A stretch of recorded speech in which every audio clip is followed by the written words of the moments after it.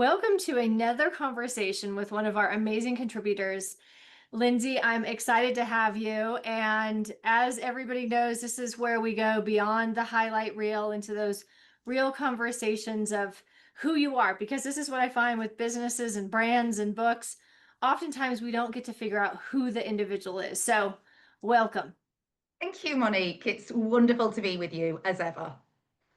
Well, when we were thinking about what I wanted to talk about with you, one of my favorite pieces of content that you posted on social media was a reel you created. And it was something like, the 10 things that you should do, and in that reel, you talked about traveling solo or living in a country outside of your home country. And I just thought it was a great list. And also, I felt like it really expresses and shows who you are at your core because you're so adventurous and you're bold and you're outgoing.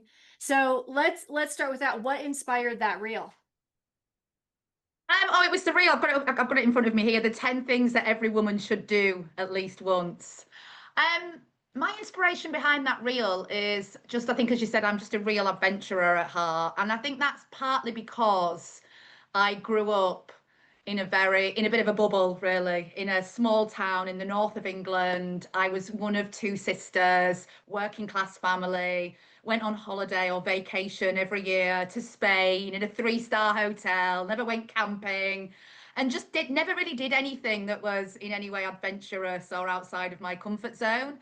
And I always said, if I was to have a little girl, I would not want her to have had the childhood that I had. And I made a pact with myself that as soon, my life it would not continue like that. It would be full of adventure. And yeah, I mean, I moved from that little town in the north of England to London when I was 17, and that's really when my wings spread and my life adventure began, really. I love that. So tell me when you had the opportunity, obviously you, your husband, your children, you had the opportunity to move to Canada. How did you feel about that? What were all the things that you were thinking, moving your family to a new country? Well, I mean, as you can imagine, when you're moving, 3,500 miles across the Atlantic and leaving your entire life as you know it behind, it is scary. But that being said, a lot of things had happened on the run up to that made it the obvious choice for me and my family. I was working in the tourism industry. Well, I was in the tourism industry for my entire career, 20 years, 25 years until COVID. And I had a marketing agency and it was basically just wiped out by COVID. So it was almost like the universe spoke to us when I look back now. I was in a really bad place, financially, emotionally. That COVID, like it did with many, many businesses and many, many people, it destroyed a lot.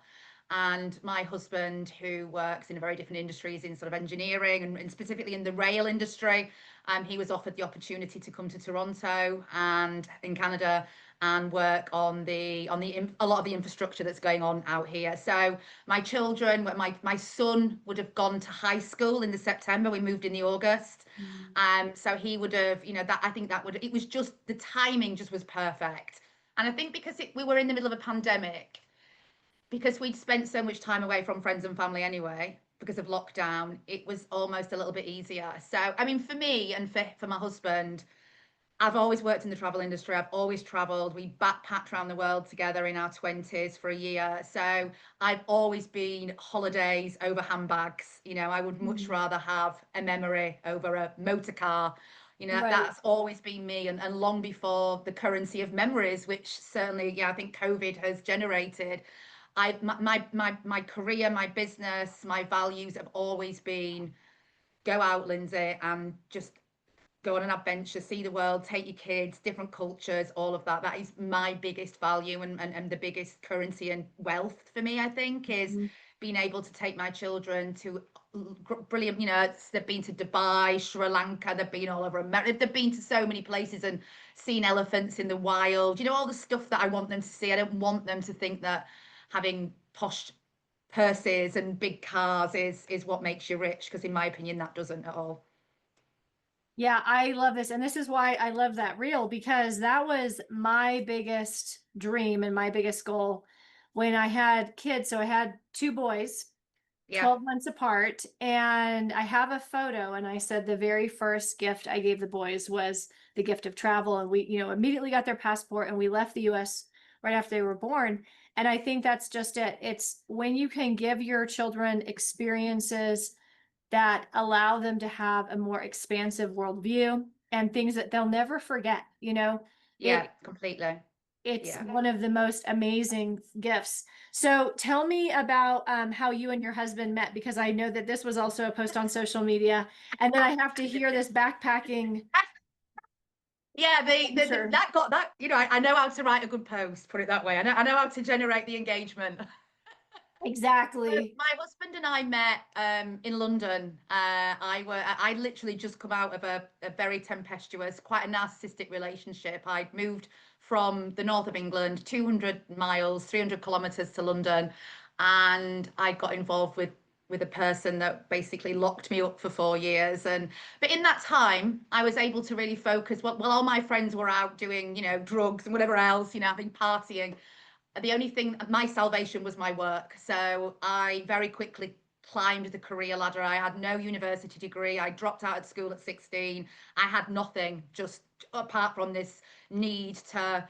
I'd been through a difficult situation with my parents. My parents went through a very acrimonious divorce. I didn't speak to my dad. He ran off with another woman that had decided that, she didn't want my dad having a relationship with his children. So it was really, really messy. So I went to London, and that was almost like my meal ticket out of a really bad situation. But I ended up throwing myself into another bad situation. However, I was given this opportunity within this small travel company that went on to become a very big travel company. And I just worked my ass off, literally, every single day, every week. And however, as long as I could get away from him, Mm. and he wouldn't let me see my friends. I didn't really have any friends. I was in London. I was 17, 18. I was this scared, pathetic little person that had been brought up in a very white, waspy environment. I wasn't surrounded. I wasn't surrounded by culture. My father was a bit of a racist, if I'm honest. I was really brought up in a. When I look back, again, God I would never wish it on any child. Certainly, nobody's children to be brought up like that. And so I came to London, and it took me 5 years to sort of build up the courage to actually leave this man. We bought a flat together. I actually lived with his parents for 3 years, with him and his parents, and that was really, I suppose, how he was able to control me. And we ended up buying a flat together. And again, there's always a silver lining. The silver lining was I was on the property ladder at 21 in London, which not a lot of people are. So that was a silver lining of the relationship. But I also moved into this free space and was like, that's it, I'm done. So I managed to sort of pluck up the courage, we'll say, to leave that situation with nothing. I just left and went and moved in and into like a flat share with some women that I became really good friends with, and they really helped me through that difficult situation. And then about a year into living with them and having the time of my life, and I hadn't lived really, and now I was in London, like with these two women, and it was just brilliant. It was like a sitcom. It was. And they were desperately single, and I was just like this. I've got no interest in men. In fact, it wasn't even a year. It was about 6 months after I'd moved on and in with them. And there was a singles event in London, and it was just as like um the whole dating, sort of these speed dating events before online dating, because it was sort of the mid noughties. It had been about 2006, 2007. So I reluctantly went with them to this singles event in down in the middle of London, in central London. And it was this huge venue with about 2,000 singles. There'd been about 2,000 tickets sold for Wow. this event. And I remember just stood there in the queue, like, I do not want to be here.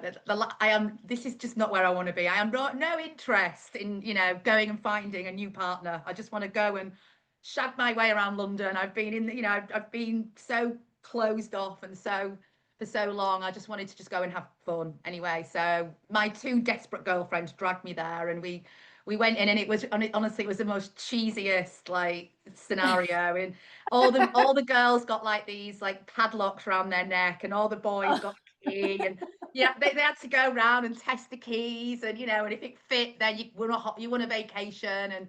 And it was just really, you know, there was this whole board. I mean, you won't be able to do it now. There was this whole like massive board, and when you went in, you had your picture taken, and your picture got put in these slips. So the opposite sex or the same sex could go and drop you little notes and phone. It was just like, you know, and Oh, it was wow. awful. It was really awful. But I did walk in, and in this sea of desperate singles, there was this man like across the room from me, and I just looked at him, and I just said to my friend, I went, "Oh my God, he is absolutely gorgeous." I didn't really think anything of it. He was like surrounded by, you know, females, and I was just got out of work, hadn't even been changed or anything. And anyway, my friend Karen, she just marched up to him and started talking to him, and that's the type of person she was. And I didn't. I just stepped back, and then we had to go, and we got called on to do something else. And then a bit later on, I was sort of wandering around on my own. I'd just gone to the loo, to the toilet, restroom, and he saw me, and he just came towards me, and he had like this girl following him, and he just came up and he went, "Please, can you just help me? I've got this girl, I can't get rid of her, you know. And I saw you earlier, and my friend was talking to your friend." And I was like, "Oh my God, okay, yeah." And and that was it. That was. We celebrate 20 years together this time next month. So yeah, that was it. Yeah, love at first sight. It exists. Yep.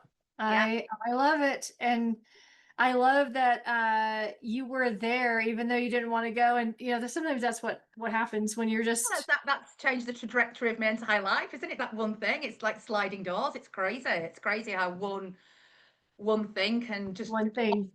derail you entirely. That's incredible. So you get married.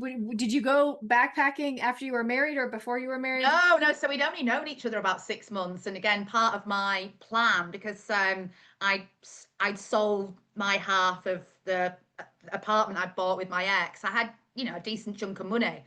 And my plan was to just go and maybe go to Africa or somewhere and, you know, work, I don't know, build some schools or, you know, I hadn't done any traveling really at all apart from Europe. That had been it. I think I'd been to Florida. That was about as far as I'd been at that point.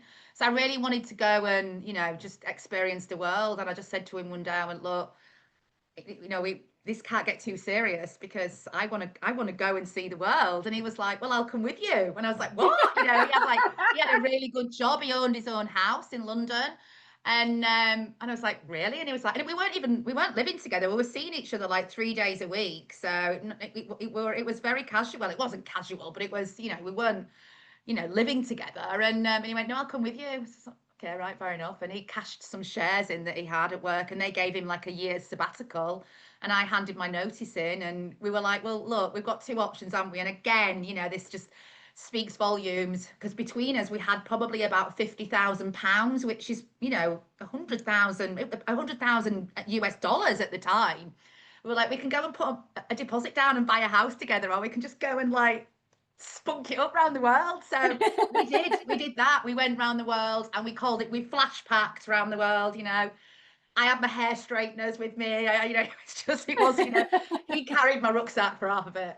And we booked a ticket around the world and went and literally, yeah, literally spent that tens of thousands of dollars on the most incredible trip. Absolutely. It was like the things that we did, we swam with sharks in Belize, we had private polo lessons in Argentina, we went on, you know, wine tours in Argentina, we scuba dived in the Great Barrier Reef and in the Blue Hole, and but we you know, we went to Mexico, we went everywhere. We went to Thailand, Cambodia, and Australia, and it was just like the most incredible adventure. And yeah, there was some hairy points. You know, we hadn't spent that much time together, and all of a sudden you're thrown into a situation where you're together 24/7. You really have to learn how to get on really, really quickly. But luckily, I think we were just on the same path, and we just had the best time. And then halfway round, we were in Rio de Janeiro on Copacabana Beach one night, and he proposed to me. And but he'd actually asked my mum for permission to marry me before, because he couldn't. I wasn't speaking to my dad at the time. He wasn't really a part of my life. But even before we'd left, he'd asked my mum to for my hand. So he knew already. He knew what was going to happen. So it was just, yeah. I hate to say it, but it was pretty perfect, really. You know, like I've got like one of those. I feel like I was dealt a lot of shit until my early 20s, and then the universe decided it was going to be kind to me.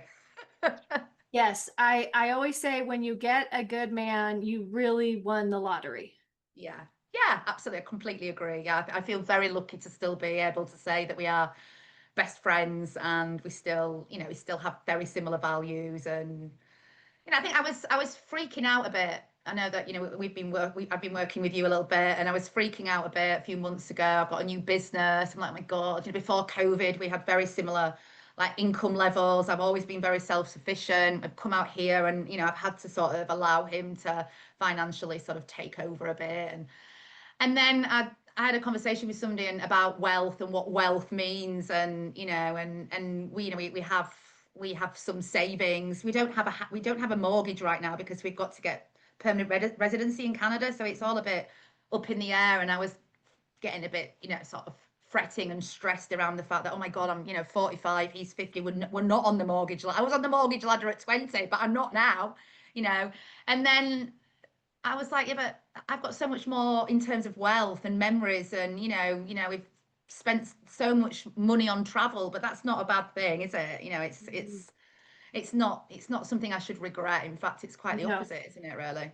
Yeah, absolutely. And I think that's what these years post COVID have helped us do is redefine what wealth and success are for us, because it's more than one thing and it's different for everybody.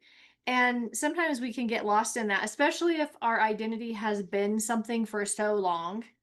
I mean, honestly, when Derek and I first got married, we bought a house, mainly because I was like, we should buy a house. That's what everyone does. I was going to try to be a good American. And I hated nothing more than owning a home. I immediately wanted out of it. And we haven't owned a home since the first year we got married. We lived in Airbnbs every 3 months. And it was like, there's so many ways to do this life. Which, by the Yeah. way, you mentioned a country that I have, it's at the very top of my list. So it's like the next place I want to go, and that's Argentina. So you have to tell me about Argentina. What did you think Oh, Argentina was one of the highlights, seriously, of that trip. Yeah, I mean, if you like red wine and steak, and of? and Buenos Aires is the most incredible city. It feels very European, but yeah, very Mhm. South American at the same time. And it was just, yeah, great shopping.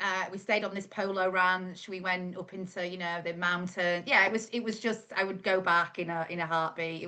We went to like the big, is it Boca? Is it Boca in Argentina? We did a big football. We did all the stuff that the Argentinians are famous for. And yeah, long before Malbec was, the big wine over in Europe and North America, we were drinking like pints of it every single day. Yeah, for like $3 a bottle. Yeah, yeah. Yeah, Brilliant. exactly. Amazing, amazing city. Amazing, yeah, part of the world and country. Yeah. Mm, okay, that you're giving me confirmation. That's Oh, you would love it. It's a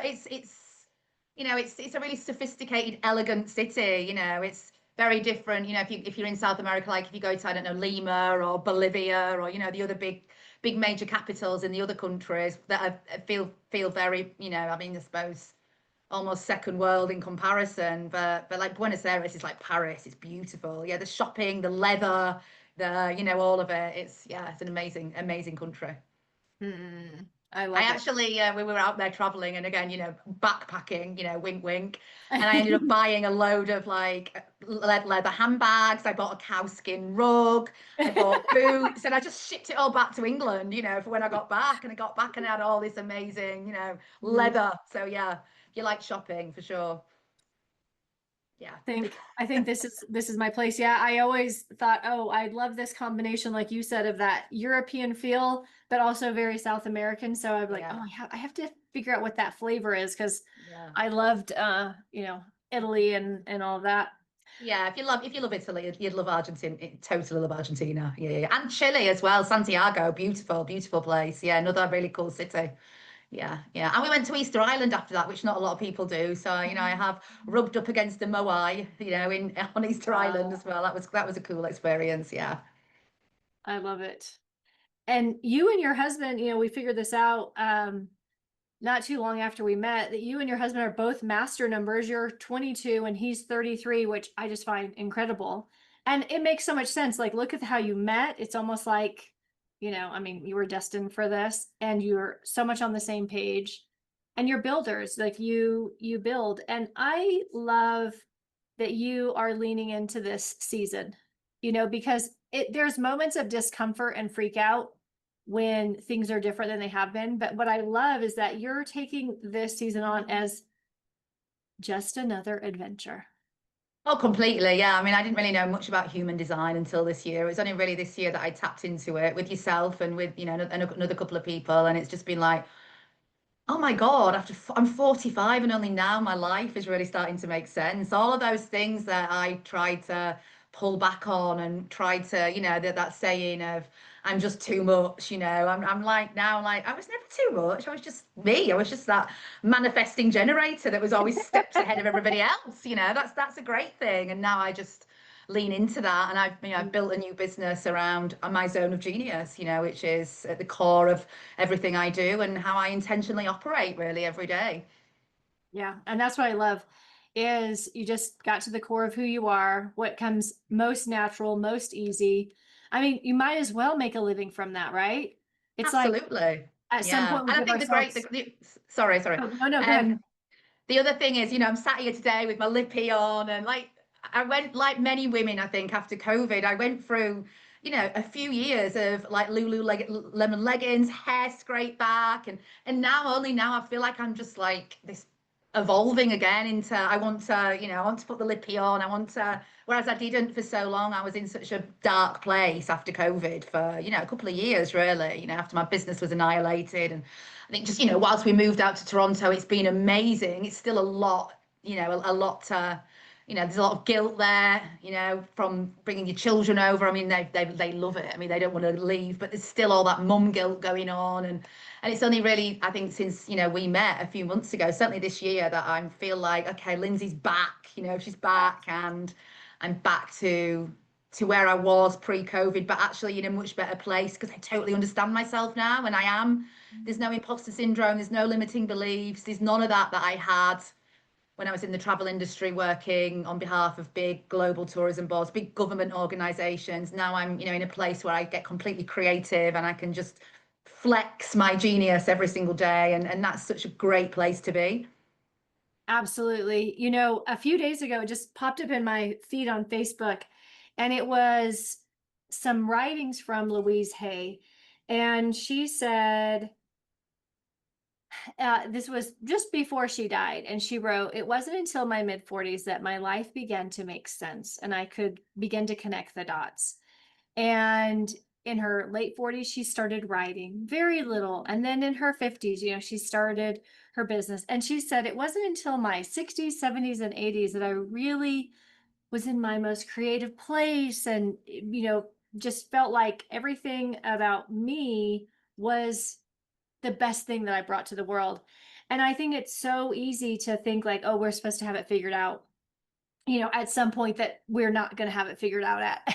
And so I love hearing you say, not only are you back, but you're actually better than ever because you have an appreciation for who you are, an understanding of who you are, and you're not you're not going to tone that down or dim it in any way. I think it's really sad, isn't it, to think that women, it takes until you get to 60 to feel like completely, okay with everything. That's far too late for me. I mean, I think certainly in the last couple of years, I've been feeling like, is that it? Is life, life as I know it, not over, but is this it now? Is that it, just flop around in my, my leggings and just, but then then you have this, something happens, doesn't it? Something just hits you and you realize, shit, this, I've not even started yet, really. I'm not, I'm 45. I'm not even started, really. I've got years ahead of me. Why am I worrying about it being the end when actually it's just the beginning? Yes, it's the second chapter. I think that's it so much. It's there. I think that there's this point that hits us where we ask, are my best years behind me? Because it's this point where we question and we analyze and we figure it out. And then it's like you said, oh no, there's so much more ahead. This is in some ways we are just getting started. So I just love your approach to life and to business and to branding and being bold and showing up and taking it on as a new adventure. Well, that's my plan now. Yeah, there's no miserable menopause. Well, I'm menopause, but probably perimenopause. But there's no, miserable perimenopausal. The cup's half empty going on here. No, we've got to, we've got to get out of that feeling that we just because we can no longer have children. When we're going into this second phase or third phase of life, that's it. We've got to just get on and celebrate, haven't we? And I think it's for me. I mean, I was certainly when I met my husband, we were big party. We went round, we partied hard, and still part of me that wants to do that, but there's part of the adult in me knows now is the time. This evolution of myself means, I've got to do other things to get that excitement, that level of dopamine. Yes, that is so true. I've learned that because travel has been my favorite Yeah, thing. And when we came back to where I'm from in 2020, because COVID put rained on my parade as well. And living in the middle of nowhere, in a town of 1,000 people, 8 hours from any city, and I had to figure out, okay, what's my happy pill now? Because it's not travel, it's not adventure. It's like it's quiet every day. There's a whole lot of nothing, only nature. And it took me a long time to figure out, okay, what brings me that satisfaction now? And I think when we're put in these situations where our usual go-to is gone, yeah, then, we have to find other things and other ways. yeah, yeah. And I think I'm still trying to find that out, really, because I am a workaholic, and I'm not one of these women that will sit here and go, "Oh, I want to make a ton of money so I don't have to work." I actually really enjoy what I do, and I enjoy, it's like my business is like my third child almost. I do worry about, okay, how am I going to fill those hours? I have sort of started dabbling in crafting and painting, and because I am really creative, but yeah, it's certainly okay. What do I can't keep going out every weekend drinking copious amounts of alcohol like I used to. So what do we do now? But yeah, but living in a different country has certainly given us lots of opportunity just to go and explore. And so it's brilliant because it's so easy I know that a lot of people will be like, oh, USA, but just jumping in the car and being able to drive across the border into the USA is brilliant. For me as a Brit, that's just like unheard of. Driving down to New York for I Christmas, was like we going to did at say, you're Christmas, not and you're yeah, not yeah, far from New York. Yeah. exactly, yeah. It's been brilliant. So again, I think it's all down to experiences and travel and just seeing the world, isn't it? For me, for sure. Yeah. So, Lyndsey, where can people learn more about you and the work that you do? So you can follow me on Instagram at Instagram/.com/ the brand visioneer. Or you can visit me, or you can visit my website at www.thebrandvisioneer.com. I love Or you it. can find me on Facebook, but don't ask me what my Facebook name is. Lyndsey Thomas. Lyndsey Thomas. Yes, you Lyndsey can find Thomas. her. Yeah, yeah, yeah, yeah. Well, I'm excited for you to share your story in Sacred Redesign that's going to be coming out in the fall. And yeah, here's to the next chapter and us figuring out all the things that we have to offer and what makes us happy. And here's to 2026, and what a great start this book is going to be, isn't it? I think for so many of us, I'm so excited. What a great platform to start a new year on. Mhm. 2026 is my year for sure. And this is a big part of it. Oh, I love it. Well, if you have a story to share, be sure and send us a message. And until next time, you're just getting started. No matter how old you are, no matter what's going on in your life right now, it's not the end. I can tell you that. There is a new beginning. All right. We shall see you soon. Thank you. Thank you.